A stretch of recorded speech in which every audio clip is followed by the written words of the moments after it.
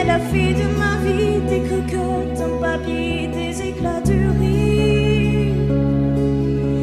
Elle a bâti des ponts entre nous et le ciel, et nous les traversons à chaque fois qu'elle ne veut pas dormir, ne veut pas dormir.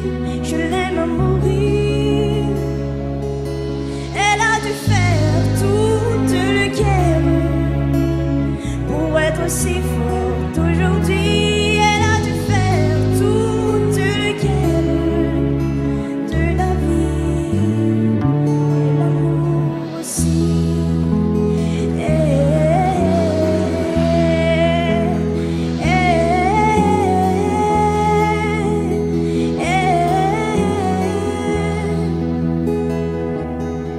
Elle a dû faire toute le guerre pour être si forte aujourd'hui. Elle a dû faire toute le guerre de la vie et l'amour aussi.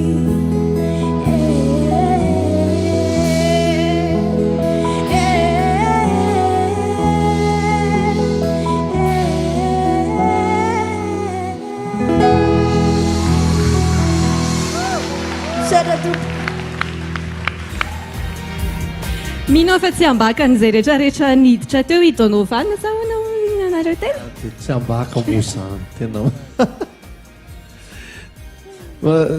tsy azoko mihitsy hoe maninona le ankizy no lasa matotra be ohatr'izany daholo e. Lasa misy zavatra tena hoe tena ohatrany hoe misy zavatra tonga dia azony tsy mbola niresaka mihitsy fa eny e. Iza indray ny ao ambadikeo zany amba ny azo anontaniana, iza ny ao ambadikeo Donovan, iza mpampianatra ny se mampianatra mihira ny an-trano. Nenay sy dadanay no mampianatra na ao an-trano. Mampianatra izany fihetsika rehetra izany. Nenay no tena mampianatra fihetsika. Ay maman tsara io. Neny zany no tena be fihetsiketsehana sa hoe ahoana? Be fihetsiketsehana mihitsy. Aiza neny? Aiza neny zao? Kokoa kely neny. Bravo neny amin'ilay fihetsiketsehana. Misaotra, tena misaotra raha angamba misy zavatra matotra tonga dia mipetrapetraka mahafinaritra izany. Le expression tonga dia mahafinaritra. Le ohatrany miangoto mihira an'le izy nefa le hira tena zany mihitsy a. Efa zavatra ngeza be vao tonga amin'izany zany. Dia hitako hoe tena mana talenta be i Donovan.